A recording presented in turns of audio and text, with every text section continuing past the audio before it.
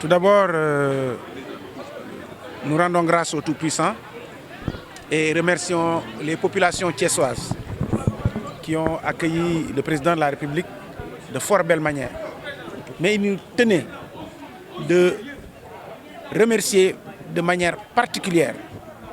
une frange de la population que nous avons observée pendant cette période, c'est-à-dire la presse. Nous avons vu pendant cette période, une semaine, c'était les premiers sur le champ de bataille, c'est-à-dire les premiers sur le terrain et sur le site. Et le soir, à 1h, 2h du matin, je les laissais encore sur le terrain et sur le site. Ça m'avait foncièrement touché parce que je savais qu'au-delà de la prise des informations, il fallait le traitement. Et après cela, le matin, ils étaient encore sur place et suivaient le président de la République au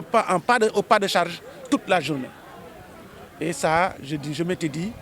il nous fallait au moins que nous les remercions pour cela. Parce qu'ils ont fait un excellent travail et c'était de notre devoir, en tant qu'acteurs, de les remercier. Mais j'ai été au-delà de ces remerciements et de cette réunion que nous avions eue aujourd'hui. On a attiré notre attention sur beaucoup de problèmes. On se rend compte que les gens avec qui nous sommes tous les jours rencontrent beaucoup de problèmes et nous ne sommes pas au courant. Et je pense que c'était une occasion d'échanger en profondeur afin qu'on puisse, à qui de droit, essayer de défendre leur position. Et nous allons essayer de le faire au mieux. Parce que je pense que c'est une famille, la presse et les politiques, c'est une même famille. Je disais tout à l'heure, quand on démarre une activité, la première chose à dire,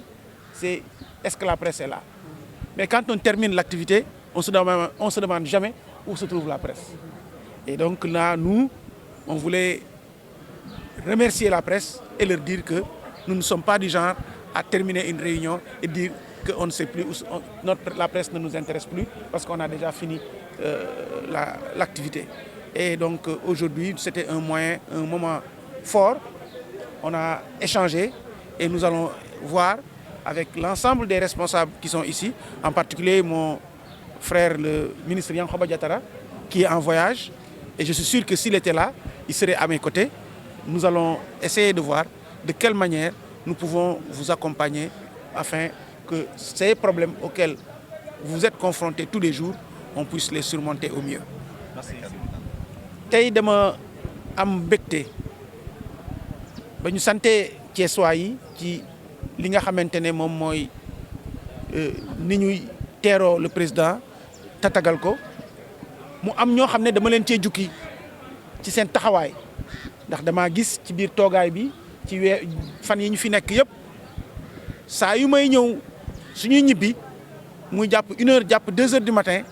dama leen di gis ñu taxaw su may xëy 8h30 9h ma fekk leen ñu taxawaat te président fu muy dem ñu topp ko te suñu paree dañuy dem defi montage muy jafe-jafe boo xamante ne bu ma ko séenee mbir mi pare ma ne ñii nag man il faut que ñu sargal leen loolu moo tax tey ma daal di ànd ak sama ay mbokk ak samay xarit pour ñëw sargal leen waaye ba ma ñëwee toog li may wax rek ne xef jege na bët waaye du ko gis dama xam ne que kon am na problème yu bare yoo xamante ñoom ñu ngi koy jànkuwanteel te xel nanguwul ñu nekk ak ñoom ba ñuy door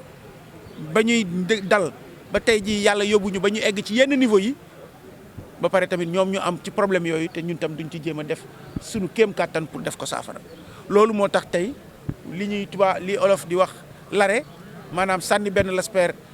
jam ñaari picc bi yoon jam nañu ñaari picc benn bi mooy sargal nañ leen beneen bi dégg nañ leen déglu leen te dinañ seet nan la ñuy def pour saafara li nga xamante ne mooy problème yi nga xam ne ñoom ngeen di jànkuwanteel. waxuma sax presse Thiès ñeewul beneen warul wax ma ñee man ci sama xalaatu bopp presse Thiès moo jiitu presse yëpp ci Sénégal déglu leen ku ci dekk man damay déglu rajo parce que sama homme politique la donc dama war a déglu presse mais saa yooyu dégloo presse ngay dégg correspondant Thiès yi kenn du leen man suñu waxul bés bu pare correspondant Thiès yi téye woon seen loxo information au niveau national dinañ am problème kon waxuma ne sax ñeewuñu kenn waaye nit ñi sax dañ leen war a ñee pour seen taxawaay loolu moo tax tam may ñaan dinaa ci waxtaan ak sama ay ñooñ muy ñi nga xam ne ñoo nekkandoo fii ñu seet nan lañ def pour gën leen accompagner ci coopérative d'habitat parce que xel nanguwul tam ngeen nekk fi di ci liggéey tey ñu war a am yi ñu séddale war ngeen cee bokk. ci tamit accompagnement ci ay formation 3FPT mi ngi fi incha allah soxna Sophie Diallo di doomu Thiès dëkk fi dinaa waxtaan ak moom mu seet nan lañ leen di jàppale. di wax tamit sunu grand frère monsieur le président Idrissa Seck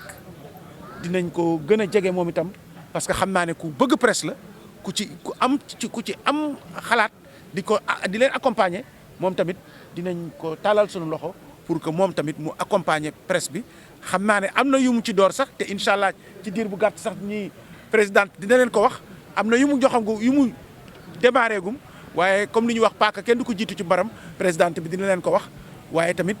du ñu yem ci loolu ak moom dinañ continuer ci mutuelle bi dinañ continuer ci coopérative bi ak beneen tamit moom mooy nu ñuy def ba nga xam te ngeen am benn local boo xam ne yéen a ko moom. parce que li ma doon sama xalaat parce que fii mu ne nii peut-être dañuy wut local dans le sens que da ngeen di wut local pour. ay location wala fu ñu leen abal mais man ci sama xalaatu bopp dañ leen war a jox terrain boo xam ne yéen a ko moom ñu seet ak différents personnalités yi fi nekk yëpp te chaque jour ñu soxla presse bi ñooñu ñëpp ku teg def seen loxo ñu tabax ko ngeen tabax ko ni ngeen ko bëggee en attendant nag ñu wutal leen foo ngeen di nekk mais sama bëgg-bëgg ak li nga xamante ne moom mooy li ma yaakaar moom mooy dinañ waxtaan ak ñi fi nekk que ce soit le gouverneur wala que ce soit domaine wala ñeneen ñu seet nan lañ leen di wutalee benn espace boo xam ne yéen a ko moom pour que ngeen mën ko tabax suñ ko tabaxee ba pare tam yéen itam ngeen mën fa nekk dootu kenn du leen fa xatal ndax boobu ne yéen a ko moom loolu laa leen doon ñaanal di ñaan incha allah yàlla na ko yàlla defal lii nga xam ne moom la ñu bëgg yëpp yàlla sottil ko ci jàmm. Amiin. Merci à vous également. Merci.